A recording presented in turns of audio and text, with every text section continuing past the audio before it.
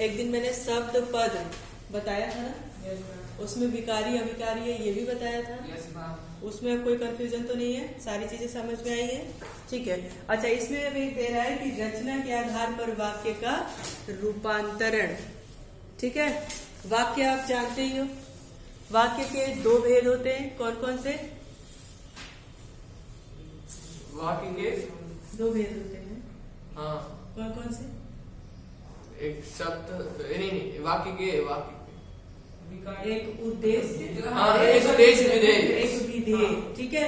English में आपने उसको पढ़ा, सब्जेक्ट और प्रेडिकेट, ठीक है। तो सब्जेक्ट वो होता है जिस जो करता होता है, जो करता होता है, और विधेय क्या होता है? जो कर रहा है, जिसके विषय में हम बातें कर रहे होते हैं, ठीक है। दोनों का होना जरूरी होता है, ठीक। तो देखो, तो उसी पे आज चर्चा कर लेते हैं, सब्जेक्ट और। अब देखिए, इसमें बात कर रहा है कि रचना के आधार पर वाक्यों का रूपांतरण किस तरीके से किया जाता है, ठीक। अब देखो, कर्ता और क्रिया पक्ष के अनुसार वाक्य के दो भेद होते हैं। एक अगर वाक्य है तो उसमें कर्ता भी है, और वो करता है तो कुछ क्रिया कर रहा है ना। ऐसा तो नहीं कर्ता को ऐसे मूर्ति की तरह खड़ा कर दिया और बस ठीक है खड़े रहो, ऐसा नहीं है ना। अब जैसे मैं करता हूँ, मैं क्रिया कौन सी कर रही हूँ? आपको पढ़ाने की क्रिया कर रही हूँ, तो कर्ता के साथ क्रिया का होना निश्चित ही है।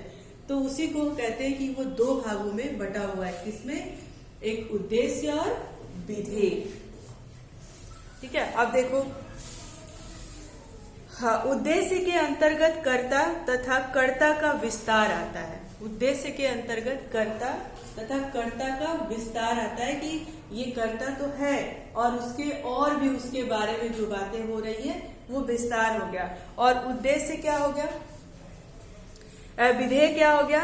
वाक्य के अनुसार उद्देश्य के बारे में जो कुछ बताया जाए।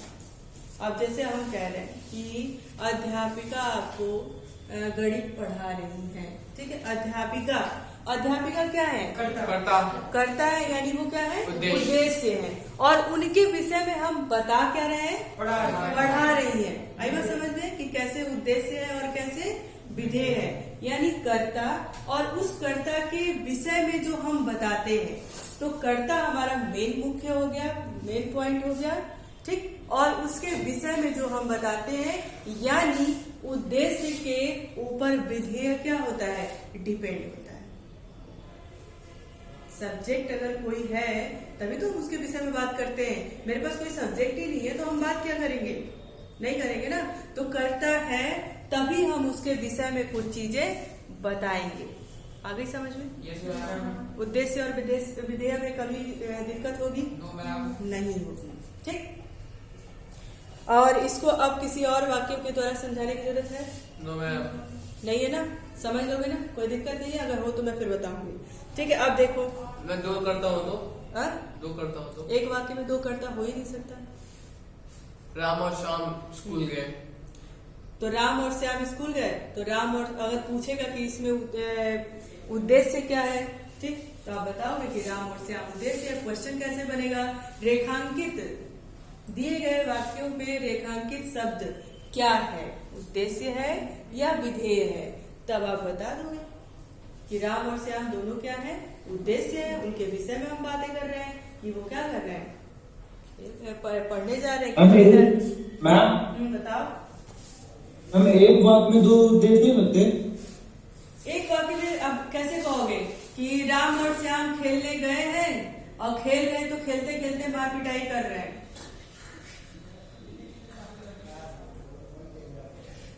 तो मैं जैसे राम क्या होता है, उसने खाना बनाया और परोसा। खाना बनाया और परोसा, देखिए ये दूसरी चीज में आ जाएगा, उसमें क्रिया की बात कर देगा, है ना। कौन सी क्रिया हो जाएगी इसमें?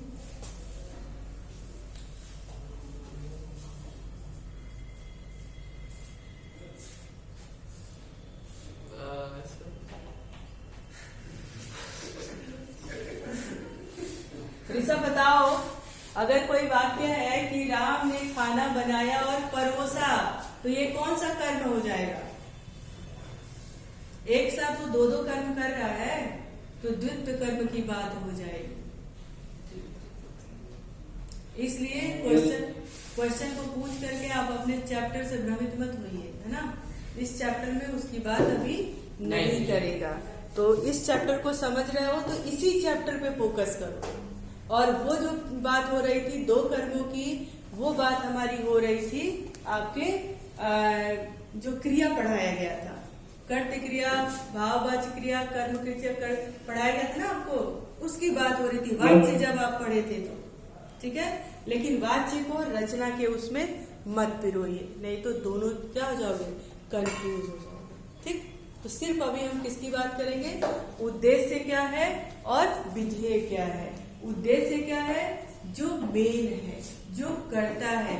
विधेय क्या है, जो कुछ भी हम कर्ता के विषय में बताते हैं। ठीक है, जो कुछ भी हम कर्ता के विषय में बताते हैं, जैसे मान लीजिए हम कहें कि ऋषभ टीम पे पढ़ रहे हैं, है ना, तो हमने बात किसकी की, ऋषभ की वो, और उनके बारे में बताया क्या, टीम से क्लास ले रहे हैं। ऋषभ और प्रतीक टीम से क्लास ले रहे हैं, तो ऋषभ और प्रतीक दोनों क्या है, कर्ता है, उद्देश्य है, और वो क्या कर रहे हैं, उनके विषय में हमने कौन सी बातें बताई, तो वो पढ़ाई कर रहे हैं किस पर, टीम पे कर रहे हैं। आ गई बात समझ में, यहाँ से कोई कंफ्यूजन? No ma'am. चल अब देखो एक बात और इसमें कह रहा है कि उद्देश्य, विशेष बात क्या होती है इसमें जो हमेशा याद रखने वाली होती है, तो क्या होती है, उद्देश्य विस्तार शब्दों में प्रायः, उद्देश्य का जब हम विस्तार करते हैं तो शब्दों में प्रायः विशेषण या संबंध कारक आदि का जुड़कर उसका विस्तार होता है। क्या होता है, विशेषण या संबंध आदि ऐसे शब्दों का जुड़ करके उसका विस्तार होता है। किसका? जैसे मान लो अगर हम कहें कि राम और श्याम स्कूल गए, राम पढ़ने में सीता की अपेक्षा अधिक क्या है, होशियार है, अच्छा है। ठीक है, तो उसमें हमने क्या किया, जो वाक्य को जोड़ा, राम और श्याम को संबंध भी बताया हमने और उसकी विशेषता भी बताया, तुलना करके कि वो श्याम की अपेक्षा पढ़ने में ज्यादा होशियार है। ये इस उद्देश्य के नियम में विशेष ध्यान देने की बात होती है कि जब उद्देश्य का विस्तार जो उसका शब्द होता है वो प्रायः, प्रायः यानी अधिकांशतः, ये नहीं कि 100%, अधिकांशतः वो क्या होता है, संबंध कारक या विशेषण के शब्दों से जुड़ करके बना होता है। इसमें प्रायः बोला है, आप हम 100% की बात मत करना, उसमें 85% अगर विशेषण और कारक संबंध कारक के जोड़ेगा तो हो सकता हो कि 15% ना भी जोड़े, साधारण बात करें। ठीक है, तो प्रायः की बात हो रहा है। उसके बाद क्या है, और विधेय में आपको विशेष चीज क्या देखना है, देखना है कि विधेय विस्तार शब्द में प्रायः क्रिया के कर्म, क्रिया के कर्म, अभी हमने आपको बताया ना, उद्देश्य यानी जो विधेय है वो क्रिया के कर्म, क्रिया के कर्म की बात करता है, उससे पूरक होता है। वो विशेषण करण से अधिकरण तथा कारकीय पद क्रिया विशेषण आदि से जुड़ करके उसका विस्तार होता है। उसमें क्रिया विशेषण की भी बात होती है, कारकीय पदों की भी बात होती है जो कारक चिन्हों से लगे होते हैं, को लिए, के लिए, है ना, इस तरह के चिन्हों से जो बात होती है उससे जुड़ करके उसके वाक्य अधिकांशतः प्रायः बनते हैं। ठीक, अब हम बात करेंगे उपवाक्य की। ये तो था वाक्य, वाक्य के कितने भेद होते हैं, 2 होते हैं, एक तो होता है उद्देश्य, दूसरा क्या होता है, विधेय। अब हम बात करेंगे उपवाक्य की। उपवाक्य क्या है, देखिए, किसी एक वाक्य में आए छोटे छोटे वाक्यों को उपवाक्य कहते हैं। किसी एक वाक्य में आए छोटे छोटे वाक्यों को उपवाक्य कहते हैं। जैसे इसमें दिया है, मैं स्कूल नहीं जाऊंगी, एक सेंटेंस हो गया, एक वाक्य हो गया, क्योंकि मुझे बुखार है। ठीक है, तो ये 2 को एक में कर दिया, इसी को उपवाक्य कहते हैं। मैं स्कूल नहीं जाऊंगी क्योंकि, मुझे बुखार है। तो जो छोटे छोटे वाक्य इसमें जुड़ते हैं उसको हम क्या कहते हैं? उपवाक्य कहते हैं। उसने कहा कि आज स्कूल बंद है, दो बात हो गई। उसने कहा, क्या कहा? कि आज स्कूल बंद है। तो ये जो छोटे छोटे वाक्य आते हैं उसी को हम क्या कहते हैं? उपवाक्य कहते हैं। हाँ, आगे बात करेंगे। अब इसी में देखिए उपवाक्यों के भी दो भेद होते हैं। कौन कौन से? प्रधान और आश्रित। प्रधान किसे कहते हैं? जो मुख्य होता है। हमने उद्देश्य बताया, उद्देश्य में कर्ता है, वो क्या है? प्रधान है। और जो उसका विधेय है वो उद्देश्य पे डिपेंड करता है। अगर कर्ता नहीं होता तो हम किसी के विषय में बातें नहीं करते ना। तो अगर विधेय है तो वो किस पे आधारित है? मुख्य वाक्य पे आधारित है। तो वाक्य को कितने भागों में बांटा गया? उपवाक्यों को दो, एक प्रधान और एक आश्रित।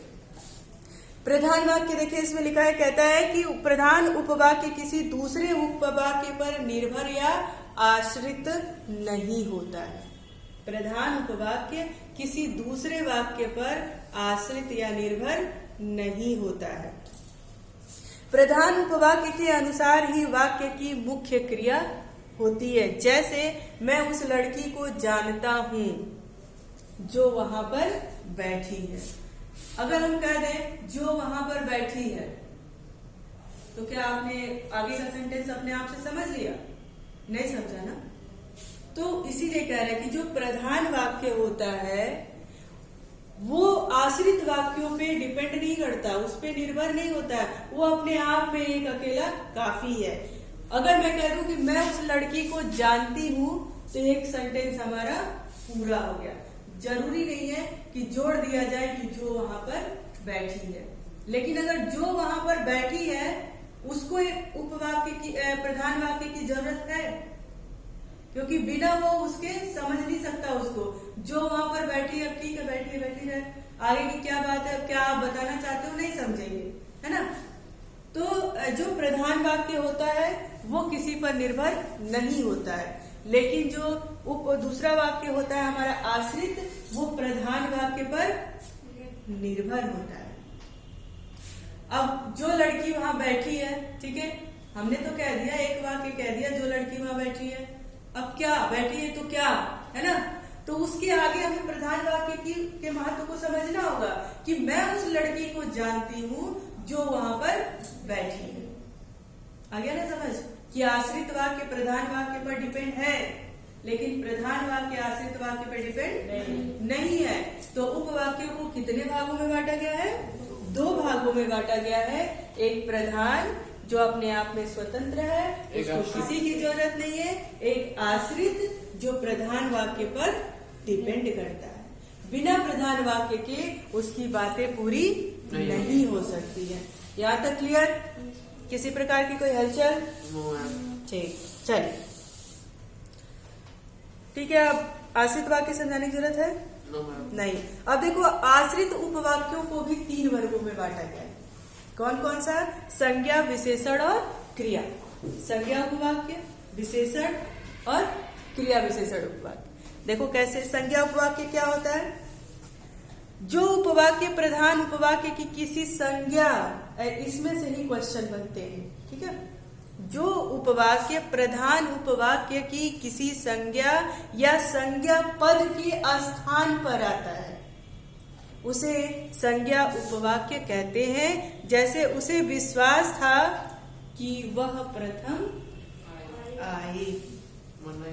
उसे विश्वास था, बताते हैं। देखो, उसे विश्वास था कि वह प्रथम आएगी। अब इस वाक्य में वह प्रथम आएगी क्या है? संज्ञा उपवाक्य है। वह प्रथम आएगी, मैंने संज्ञा की बात मैंने संज्ञा की बात की ना। वह प्रथम आएगा, वह प्रथम आएगी, बात की यहाँ पे। तो वही कह रहा है कि फिर से एक बार सुनना। जो उपवाक्य अपनी प्रधान उपवाक्य की किसी संज्ञा या संज्ञा पदबंध के स्थान पर आए। पदबंध किसे कहते हैं? जो पद एक दूसरे से जुड़े होते हैं। जो शब्द वाक्य में मिल करके एक हम उसकी जो वाक्य रचना कहते करते हैं, हैं उसको शब्द। क्या कहते हैं? पद कहते हैं ना। वाक्य ही क्या है? हमारा पद है। तो वही वो कह रहा है कि या संज्ञा पदबंध के स्थान पर आता है, उसे हम क्या कहते हैं? संज्ञा उपवाक्य कहते हैं। उसे विश्वास था कि वह प्रथम आएगी, तो इस वाक्य में वह प्रथम आएगी संज्ञा उपवाक्य है। क्या है? उपवाक्य है। हाँ बोलो। हमें क्वेश्चन था ये सेक्टर टेबल में। हाँ, मैम ये वाक्य किससे बनते हैं? शब्दों से बनते हैं। शब्दों से। मैं उसमें पद भी लिखा था, कंफ्यूज हो गए थे। तो आप पद कर देना, पद वही वाक्य है, उसमें कंफ्यूज नहीं होना है। पदबंध वाक्य है ना। वो पदबंध जो है वो वाक्य हो जाएगा, है ना। जब पदबंध की बात करेगा तो पद यानी वही शब्द जब वाक्यों में एक सेंटेंस एक वाक्य में बदल जाता है उसको पदबंध कहते हैं। तो पदबंध ही वाक्य में वाक्य की रचना करता है। ठीक है। हाँ, तो देखिए क्या कह रहा है कि उसको पता था कि वो कक्षा में प्रथम आएगी। अब देखो इसमें जो कक्षा में प्रथम क्या उपवाक्य है? संज्ञा उपवाक्य अधिकतर प्रधान उपवाक्य से की। वाक्य में देखो किताब है उसमें की लिखा है, ठीक है।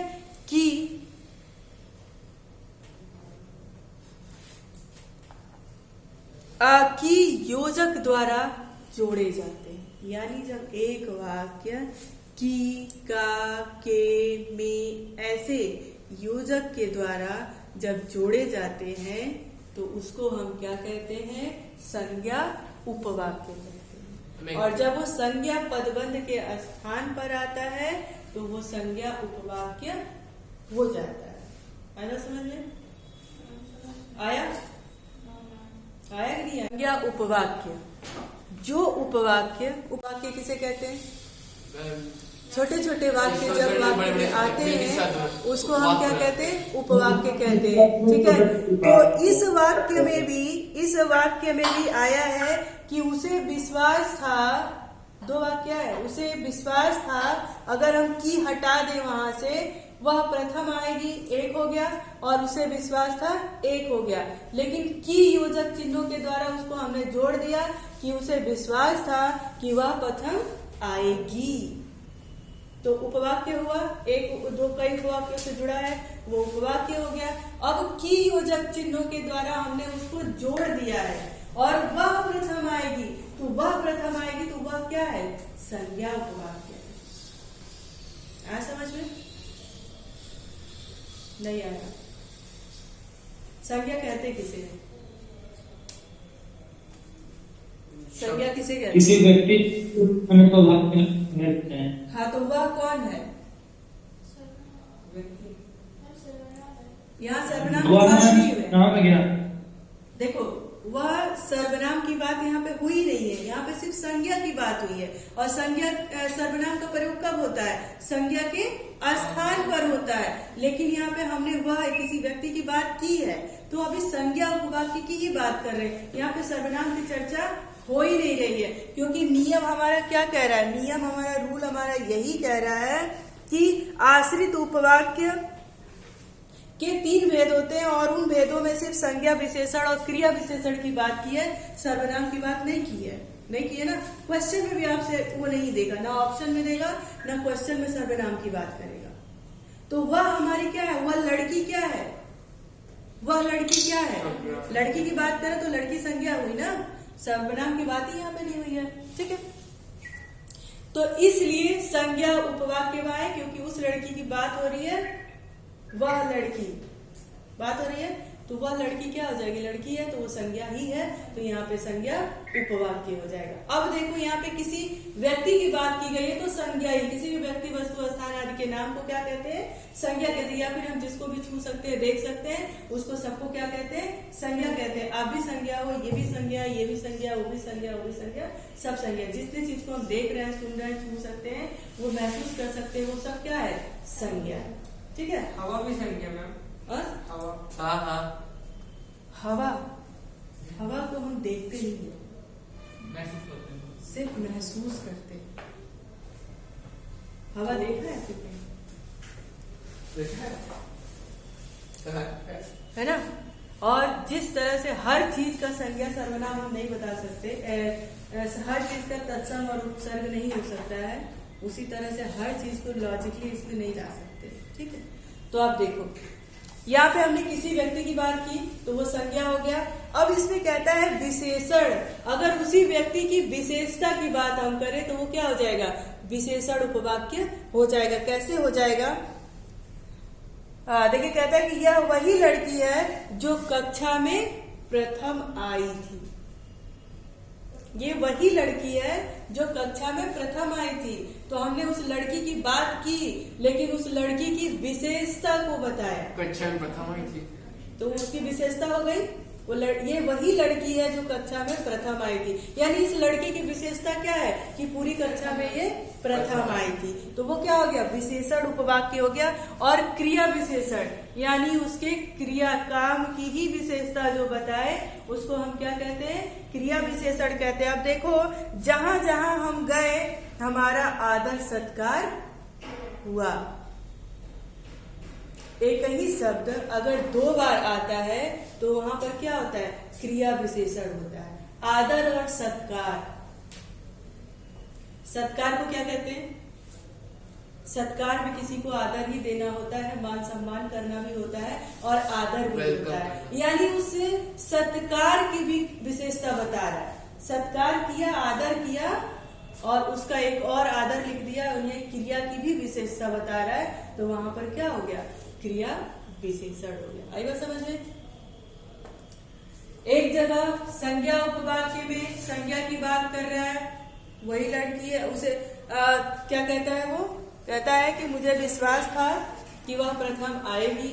हमने संज्ञा की बात की। विशेषण में क्या किया, ये वही लड़की है जो कक्षा में प्रथम आई थी। और क्रिया विशेषण में क्या किया, मैं जहां जहां गया, मैं जहां गया, एक जगह की बात हुई, मैं जहां जहां गया, क्रिया विशेषण हो गया। वहां वहां मेरा क्या हुआ, आदर सत्कार हुआ। उसकी क्रिया की भी विशेषता वहां पर हुई तो क्रिया विशेषण हो गया। संज्ञा क्या कहते हैं, संज्ञा की परिभाषा आपको पता है, किसी भी व्यक्ति वस्तु स्थान आदि के नाम को क्या कहते हैं, संज्ञा कहते हैं। और विशेषण किसे कहते हैं, उस संज्ञा की विशेषता का जहां बात हो, जहां पे उसकी विशेषता की वर्णन किया जाए वो विशेषण होता है। और क्रिया विशेषण कब होता है, जब किसी की क्रिया के, जो क्रिया उसके द्वारा हो रही है, जब उसकी विशेषता की बात हो वहां पे क्या हो जाएगा, क्रिया विशेषण हो जाएगा। Is it clear? हर्ष आप सो रहे हो, जहाँ लो बेटा। ठीक है, अब देखिए हम बात करेंगे क्रिया विशेषण के उपवाक्यों के भेदों के भी भेद बहुत सारे होते हैं। उसमें क्या होता है, कालवाचक, रीतिवाचक, स्थानवाचक, परिमाणवाचक और अभी क्या बात कर रहे थे, अभी तो हम बात कर रहे थे तुम्हारा इसका आश्रित वाक्य के कितने आश्रित उपवाक्य, हाँ, आश्रित उपवाक्य के कितने भेद होते हैं, तो 3 भेद होते हैं, संज्ञा, विशेषण और क्रिया विशेषण। अब हम किसकी बात कर रहे हैं, क्रिया विशेषण उपवाक्यों के भेद। वो कितने होते हैं, क्रिया विशेषण उपवाक्य, हाँ, भेदों के भेद। ठीक है, वो कैसे होते हैं, कालवाचक, रीतिवाचक, स्थानवाचक और परिमाणवाचक और परिणामवाचक। कालवाचक, जिस क्रिया में काल का पता चले अर्थात समय का पता चले, वहां पर क्या होगा, कालवाचक होगा। जैसे देखिए, जब मैं घर पहुंचा तब बिजली क्या हो गई थी, चली गई थी। समय की बात हो रही है यहाँ पे। जब मैं घर पहुंचा यानी मैं 10 बजे घर पहुंचा तो 10:10 पे बिजली चली गई, वहां पे समय की बात हो रही है। ठीक है, वहीं पे हम बात करते हैं रीतिवाचक। रीतिवाचक का अर्थ होता है किसी काम के करने का तरीका, ढंग। कहते हैं ना, किस रीति से, किस विधि से तुमने ये काम किया, तुम्हारे ये रीति रिवाज क्या है, अच्छे नहीं है। ठीक है, तो रीति का अर्थ होता है विधि, तरीका, ढंग। तुम्हारे काम करने का तरीका क्या है, ढंग क्या है, उसको क्या कहते हैं, रीतिवाचक कहते हैं। जैसे बच्चे वैसे करते हैं जैसे उन्हें सिखाया जाता है। आप किसी प्रश्न का उत्तर कैसे दोगे? जिस तरह से मैंने आपको देना सिखाया होगा, यानी करने का तरीका, देने का तरीका। ठीक है, अब बात हम करेंगे स्थानवाचक की। जहाँ जहाँ मिले वहाँ मिला। हाँ, स्थान पे, यानी जिस वाक्य से किसी स्थान का बोध होता हो उसको हम क्या कहेंगे? स्थानवाचक कहेंगे। जैसे जहाँ तुम पढ़ते हो मैं वहीं पे आपको पढ़ाती हूँ, स्थान की बात हो गई। तुम आर्मी पब्लिक स्कूल में पढ़ते हो और मैं उसी स्कूल की अध्यापिका हूँ, एक स्थान की बात हो गई। तुम्हारा कॉपी किताब कहाँ रखा है? इस कक्षा के भीतर रखा है, इसके अंदर रखा है, टेबल पे रखा है, स्थान की बात हो गई। मैं एक स्थान को सूचित कर रही हूँ, ये एक जगह की बात हो गई। ठीक है, अब हम बात करेंगे परिमाणवाचक की। देखो कंफ्यूजन होता है परिणाम और परिमाण में। परिमाण का अर्थ होता है जब किसी की नाप तोल की बात की जाए। ठीक है, जैसे मैं कहूँ कि आधा लीटर दूध मुझे चाहिए, 5 किलो फल चाहिए, 5 आलू चाहिए, है ना, तो ये क्या हो गया? परिमाण हो गया, नाप तोल की बात हो गई। इतना मीटर कपड़ा चाहिए, इतना लीटर ये चाहिए, वो जहाँ पे लीटर मीटर किलो की बात हो वो परिमाण हो गया। ठीक है, और परिणाम की बात करेंगे। देखो इसमें परिमाण का दिया है, उतना खाओ जितना पचा सको। एक लिमिटेशन की बात कर दिया है उसने। हाँ, जितनी चादर है उतनी ही पैर फैलाओ। एक परिमाण, एक दायरा आपका तय कर दिया है। परिणाम की बात करें तो रिजल्ट, है ना, रिजल्ट जहाँ पे आपको दिले, फल मिले, उसको हम कहते हैं परिणाम। अगर आप अच्छे से पढ़ाई करोगे तो आप परीक्षा में निश्चित तौर पर पास हो जाओगे, यानी आपने जो मेहनत किया उसका रिजल्ट निकला, है ना, आपने जो काम किया उसका परिणाम आया। परिणाम का मतलब मैम, अरे वो होता है ना, जैसे आपने कहा कि किलो 1 किलो, उसको कहते हैं ना, परिमाण कहते हैं। अच्छा, परिमाण। हाँ, देखो इसी में कंफ्यूजन होता है, so much confusion in this topic, है ना। उसमें क्या होता है? परिमाण, ध्यान रखना, परिमाण जहाँ पे नाप तौल की बात हो। ठीक है, परिणाम जहाँ पे कुछ काम किया मैंने और उसका फल मिला, रिजल्ट आया, उसको परिमाण कहते हैं। अगर हमने आम का पौधा लगाया, उसकी सेवा की, तो फल स्वरूप हमें क्या मिला? अच्छे अच्छे मीठे मीठे फल खाने को मिले, है ना। आपने अच्छे से पढ़ाई की, 99% नंबर लाके आप परीक्षा में उत्तीर्ण हुए, पास हुए, आपका रिजल्ट आया। ठीक है, परिणाम यानी रिजल्ट आना, किसी चीज का निर्णय आना। परिमाण जहाँ पे नाप तौल की बात होती हो। यहाँ तक क्लियर है? Yes ma'am. कोई डाउट किसी को? मैम। अब देख लो, मैं इसलिए बार बार आपको कह रही हूँ क्योंकि अब डाउट की कोई गुंजाइश नहीं होनी चाहिए। क्लियर है? मैम, हाँ, बोलो, बताओ। इस साल संदर्भ ये कि हम आपको प्रचार क्या बेटा? इस साल मैम संज्ञा में कुछ, इस साल संज्ञा में कुछ नया नहीं क्या, क्योंकि जाति वर्ष स्थानवाचक के आपको ये सब नहीं करना है। आपका सिर्फ जो ये दिया है वाक्य के आधार पर, अब देखो वाक्य के आधार पर रचना के आधार पर वाक्य का रूपांतरण। ठीक है, तो देखिए रचना यानी जिस तरह का वाक्य हमने बनाया है, और कोई भी वाक्य जब होता है तो आपको पता है कि वो व्याकरणिक नियमों से बना होता है। ठीक है, तो उसमें संज्ञा, सर्वनाम, विशेषण, क्रिया और कारक चिन्ह, संबंध, इन सब का समावेश उसमें होता है।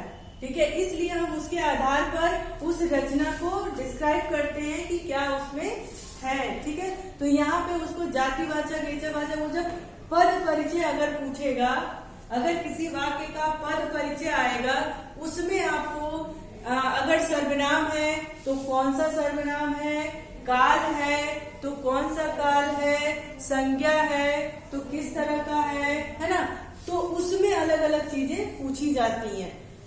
ठीक है, क्रिया है तो सकर्मक है, अकर्मक है, ये सब उसमें पूछा जाता है। लेकिन यहाँ पे जो आपका टॉपिक है वहां पर ये सारी चीजें नहीं पूछेगी। तो संज्ञा इसमें बताया गया है, इसलिए बताया गया है क्योंकि संज्ञा उपवाक्य की चर्चा इसमें हुई है।